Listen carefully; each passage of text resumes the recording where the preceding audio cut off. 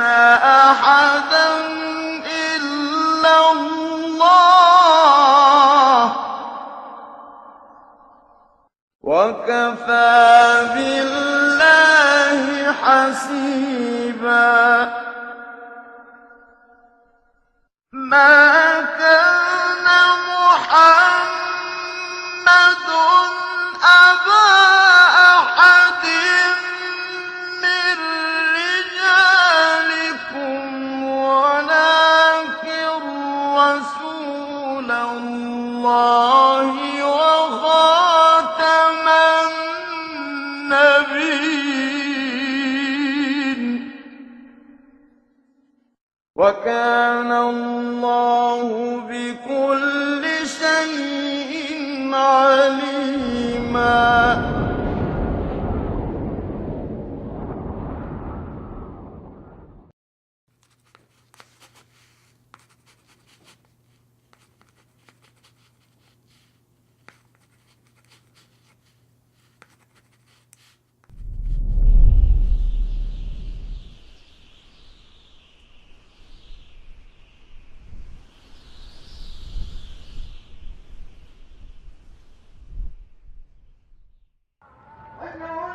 Ey Müslümanlar! Biliniz ki devletimiz İslamiyet'in adı ve canı olan Moskov, İngiliz ve Fransız hükümetleriyle muharip bulunuyor. Emir-ül Müminin Hazretleri sizi cihada davet ediyor. The turn of the 20th century saw a broad decline and the weakening of the once mighty Ottoman Caliphate in Turkey, resulting from the ever-increasing incursions and conquests by the British and other colonial forces into the Muslim heartland. The early 1900s were characterized by a sequence of cultural and material defeat for the Muslim world.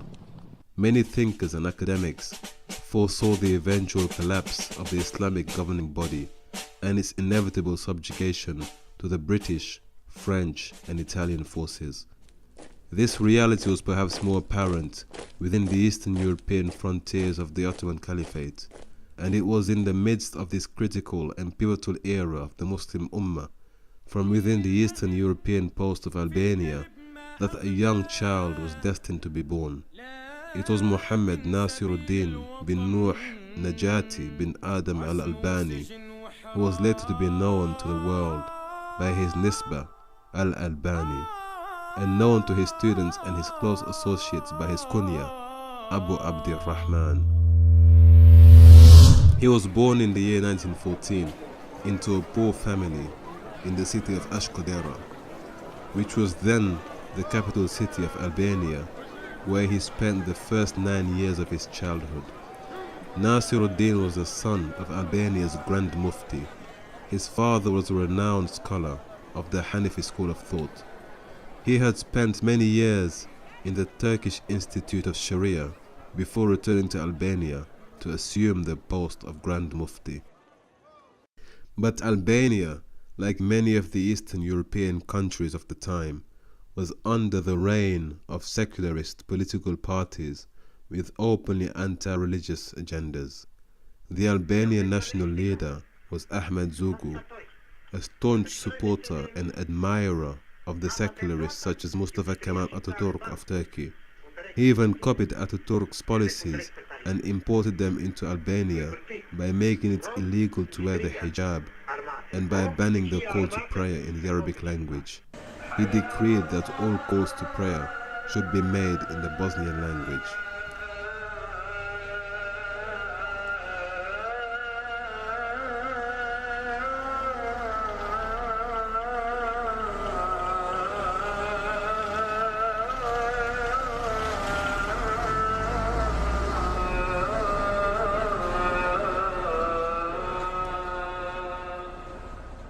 Nasir al-Din al-Albani's family decided to escape the encroaching influence of Zogu's secular philosophies and political agenda by making hijrah to the Levant, also known as Bilad al-Sham.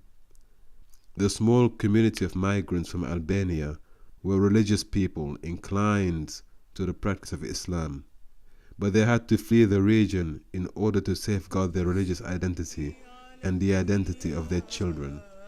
Al-Albani and members of his Albanian community, who were also migrants to Syria, were later to be known as the Arnauti, which was one of the indigenous names of their people.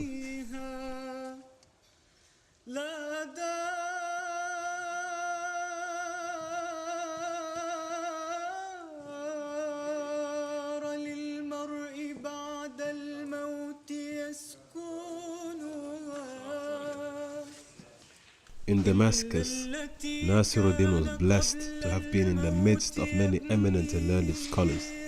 The city was buzzing with ancient libraries and study circles, which was a world away from the situation back in Albania. The young student was now in close proximity to the famous Zahiriya library. It would soon become a second home for the keen student of knowledge. The young Nasiruddin Al Albani received his first exposure to Islamic studies at the hands of his esteemed and capable father, a scholar in his own right.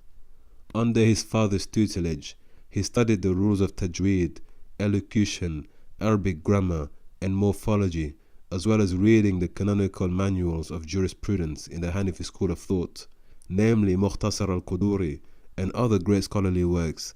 The young man was also enrolled into local seminaries, which would enhance his knowledge and help him to further his studies under the tutelage of Syrian scholars.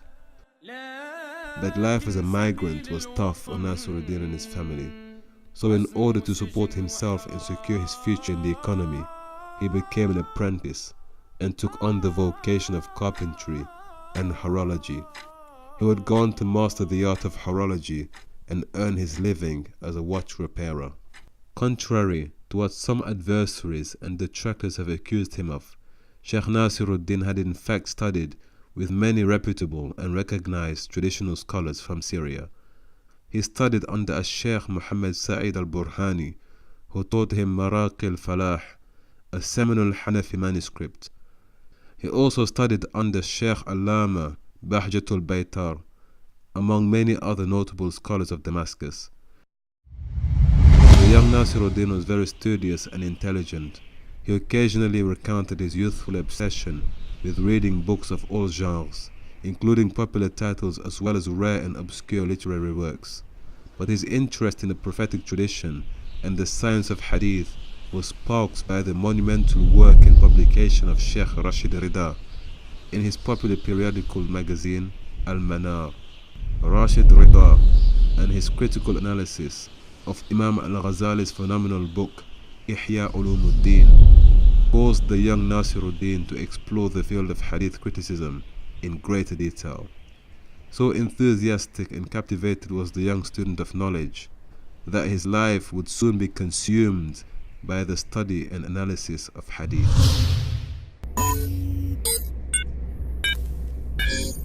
Now empowered with a new direction and enthusiastic to acquire as much knowledge of the science as possible, the young Nasiruddin Al Albani found himself in a predicament. He was too poor to purchase the manuscripts and stationery required for his new course of study, but that would not deter him in his pursuit of knowledge. Instead, the young student would walk down the busy streets of Damascus, collecting used invitation cards and pieces of scrap paper from the side of the road. He used these discarded pieces of paper to write extensive notes wherever he found space to transcribe his newly found knowledge.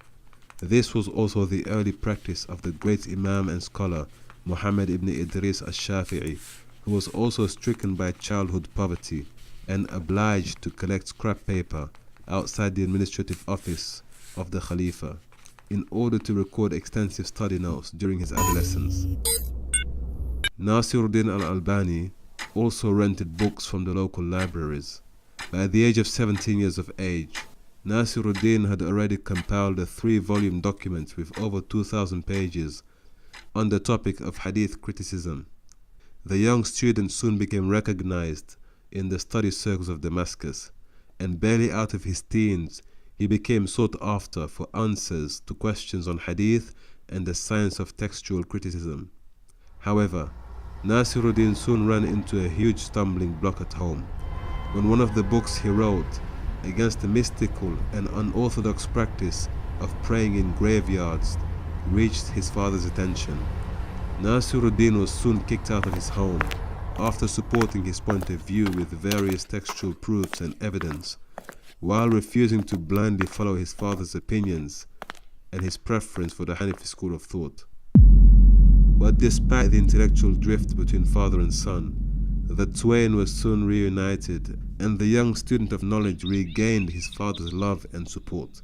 His father would even seek his counsel concerning the authenticity of certain narrations and traditions. But the young man's knowledge was not acquired by reading books alone. He was perhaps an ardent and somewhat excessive reader, but he was by no means an autodidact, as many claim him to have been.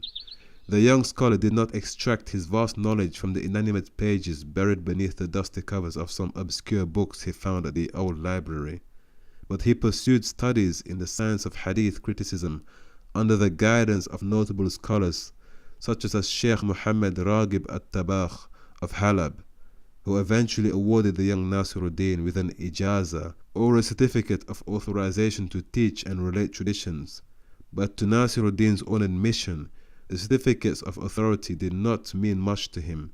He was in love with the science itself and found motivation in the research and study of hadith, not in acquiring accolades and certificates. By the 1930s, Nasiruddin al Albani began to specialize in the field of hadith studies. He was barely in his early 20s at the time. He transcribed and commented on al-Iraqi's monumental work, Al-Mughni. He followed this with a series of influential lectures and books, as well as contributing in articles for the Al-Manar magazine. He spent much of his time in the Zahiriya library in Damascus. He would make daily visits to the reading room, where he spent between 6 to 8 hours at a time reading through classical manuscripts and treatises. But occasionally he would spend up to 12 hours in the library, all the while copying text, researching rare scripts, and reading through volumes of classical text in solitude, only breaking his routine to eat and pray. He often arrived before the librarians in the morning and left in the evening way after they left for their shift. It was due to his rigorous study routine that he came under the attention of the librarian staff, who offered him a room of his own. He soon became a part of the furniture. It has been reported that as the years went by, the Sheikh continued to study ardently in the library room assigned to him. He read all the books then available and repeated the cycle upon completing his reading, hoping to learn more and to pick up on subtle points he may have missed the first time round. He spent years reading and working through classical manuscripts and rare titles. But the fruits of his labor were evident when he presented the librarians with a full catalogue of books in the library. He compiled a list and indexed all the manuscripts by author, topic, and subject matter. He was even able to identify anonymous works that had been unidentified due to poor referencing and a general lack of clarity in the text. He was able to do this by reading all the books in the library and correlating citations from books in the same library. By this effort, he helped preserve many classical manuscripts and documents. In fact, some of the books that were present in the library were not even known to the staff until the Sheikh pointed them out in his discoveries. These discoveries opened a new treasure trove of scholarly work and helped a new generation of researchers and students of knowledge to further their studies with this recovery of these priceless manuscripts. In fact, so deep was the Sheikh's love of literature and learning that it was once reported by Dr. Mahmoud al-Mirah that he witnessed the day when Sheikh al Albani climbed the ladder in the Zahiriya library and picked out a manuscript from the shelves. He immediately opened the book and was so consumed by its content to the extent to which he stood on the ladder for 6 hours uninterrupted and unaware of the time that had passed him by. Sheikh Nasiruddin al Albani soon earned a reputation for his love of hadith and his studious commitment to the pursuit of authentic knowledge.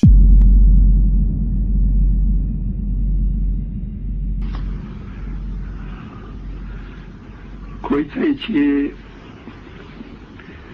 e kerimi da hadisa pejgamberi sallallahu alaihi wasallam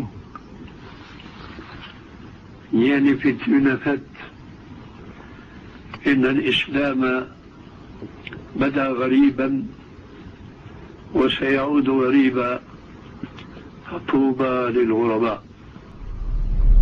غرباء غرباء غرباء غرباء غرباء غرباء. Sheikh al Albani began delivering informal weekly lectures starting in the year 1954, and by the year 1960 his popularity began to alarm the Syrian secret services.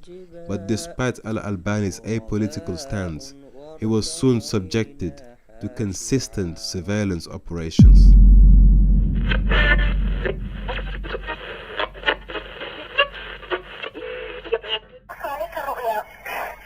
خيرا رأيت إن شاء الله. وسر هل يثبت هذا يعني إن أتى أحد يقص عليك الرؤيا فتقول خيرا رأيت وخيرا يكون، هذا ثابت في السنة؟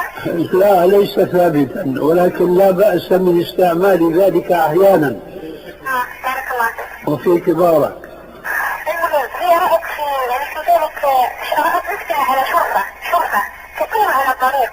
أيوة. ورأت على ذلك الطريق رأت الرسول صلى الله عليه وعلى آله وسلم بصفاته.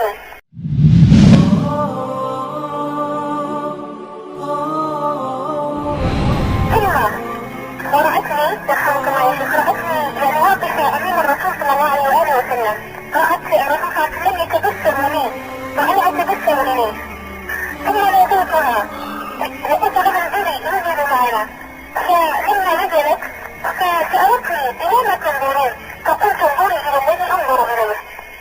فرأت الرسول صلى الله عليه وآله وسلم ثم تبسم صلى الله عليه وآله وسلم ونظر في الطريق، نظر في تلك الطريق. ثم مشينا معا في تلك الطريق الأخت وإياه. ثم لما كنا نمشي رأينا شيخا على تلك الطريق، رأينا شيخا فسلمنا عليه قلنا السلام عليكم، ثم رد وعليكم السلام ورحمة الله وبركاته. فقال لنا هذا الشيخ رأيتم الرسول؟ سألنا هل رأيتم الرسول صلى الله عليه وآله وسلم؟ فقلنا نعم رأيناه، يعني جبنا معها لتلك الطريق. فالأخت هذه سألتني في المنام قالت لي من هذا الشيخ؟ فقلت لها لأسأل الله عز وجل جعلها بشرى لك يا شيخ، فقلت لها هذا الشيخ الألباني، هذا الشيخ الألباني، وإن شاء الله تعالى قلت يعني أبشر الشيخ فلعلها بشرى إن شاء الله أنه على طريق السنة إن شاء الله تعالى. فما تقول يا شيخ؟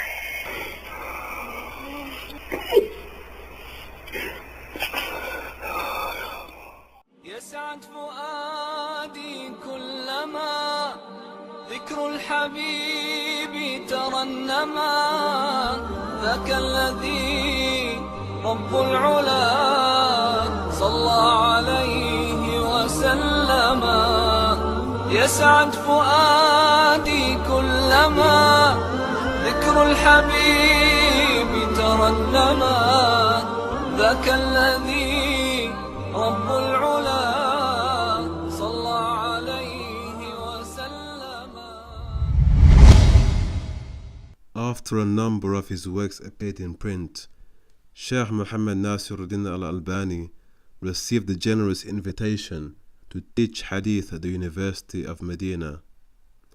His invitation was extended to him by the Grand Mufti of Saudi Arabia and the Chancellor of the University.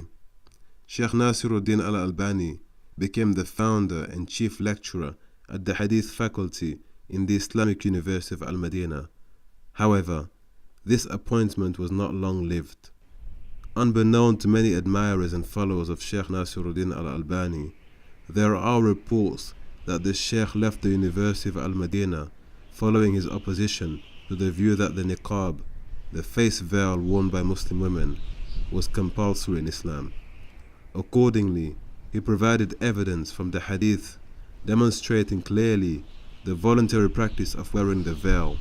He also supported his findings with various authentic texts and irrefutable evidences, which he compiled in his book entitled Jilbab al-Mar'at al-Muslima. With this document, he presented his opinion, based on the Quran and the authenticated Hadith literature, that women were not obliged or compelled to cover their faces. However, if they choose to do so, then it would be their personal decision, for which they would be rewarded by God. But the practice should not be imposed on women as a compulsory act of compliance, as was the general practice and the accepted norm in Saudi Arabia. His courage and intellectual integrity shone through during this episode of brief disquiet at the university. Although some scholars have also defended the opposing view, they still admired his knowledge and specialism in the field. There were no personal attacks or attempts to defend the Sheikh due to this disagreement. Following this brief event, the Sheikh left Saudi Arabia after having served 3 years at the university. He subsequently returned to Damascus and resumed his work as a watch repairer. Upon his return to Damascus, Sheikh Nasir al Albani continued his research and students flocked to his circles of knowledge. It is reported from reliable sources that the Sheikh would teach up to 6 hours a day. One of his students was reputed to have even recorded 6,000 lectures delivered by the Sheikh. Sheikh Nasir al Albani visited several countries to deliver seminars and lectures. Amongst them were Qatar, Egypt, Kuwait, the United Arab Emirates, Spain, and the United Kingdom. But for various reasons, he was forced to emigrate a number of times, moving from Syria to Jordan, then back to Syria again, then to Beirut, then to the United Arab Emirates, and back to Jordan.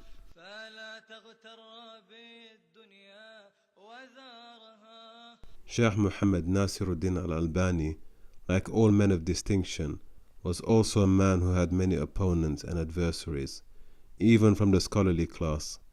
This was best illustrated by the sad fact that some of his scholarly peers had joined forces in order to report him to the Grand Mufti of Syria, on the false premise that he was teaching a seditious and subversive puritanical dogma.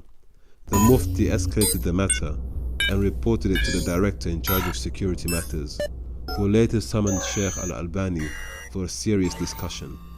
Following the meeting, it was discovered that the complaint was baseless and the Sheikh was free to go, but the damage was already done, and his movements were now being monitored. Yet despite Sheikh al Albani's apolitical nature, he was still persecuted several times by the Syrian regime. In 1969, Sheikh Muhammad Nasir al Albani was seized by the Syrian government in a mass crackdown on many Sunni clerics. He subsequently spent a brief time in prison before they were all released. Meanwhile, Sheikh Abdul Aziz bin Abdullah bin Baz intervened with the Saudi educational management and persuaded them to receive Sheikh al Albani a second time, so that he may serve as the head of higher education in Islamic law in Mecca. This second term of employment lasted even less time than his first post at the University of Al-Madinah. Some have cited reports of differences between the Sheikh and the Saudi establishment. So he returned to Syria, where he was jailed a second time during the year 1979. Following his release, he decided to make hijrah to Jordan and settled there. Over a period of 60 years, Sheikh al Albani's lectures and publications were highly influential in the field of Islamic studies, and many of his works became referential points for other Islamic scholars.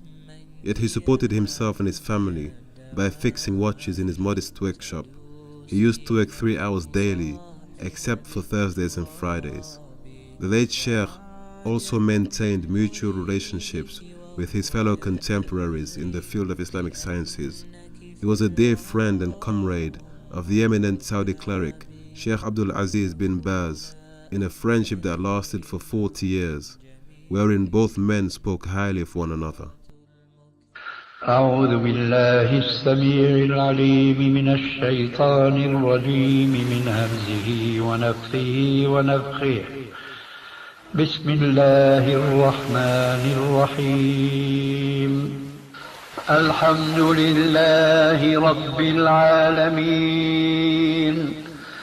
الرحمن الرحيم مالك يوم الدين إياك نعبد وإياك نستعين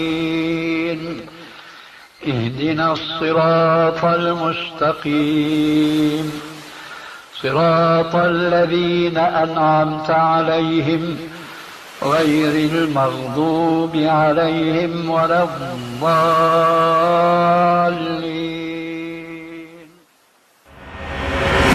He died on Saturday, October the 2nd, in the year 1999, following the afternoon Asr prayer. He was aged 88 years old. It was in the same year when he won the King Faisal International Prize for his contribution to scholarship in Islamic studies. Sheikh Muhammad Nasir al-Din Al-Albani's body was buried in Al-Hamlan graveyard, a walking distance from his home. It is reported that over 5,000 mourners attended his funeral prayers that day. Sheikh Muhammad Nasir al-Din Al-Albani was the author of hundreds of books, some of which exceeded a total of 40 volumes each. His call for a revision to the old way of thinking lasted many decades. He lectured, wrote articles, authored books, taught at prestigious universities, and influenced an entire generation of brilliant scholars and legal theorists. Above all, he challenged the scholarly establishment to review and re-engage the classical text with a renewed zeal and sense of urgency. He provided a new spring of rejuvenation to the science and discipline of hadith studies, one that was slowly fossilizing and stagnating as more academics were only willing to view the text with a passive eye rather than a critical eye, and the analytical approach that was befitting and wholly necessary for the advancement and reawakened effort to reclaim and re-establish the lofty principles and truths conveyed by the authentic traditions. May Allah grant Sheikh Nasir al-Din Al-Albani a great reward for his contributions, and may He grant him paradise.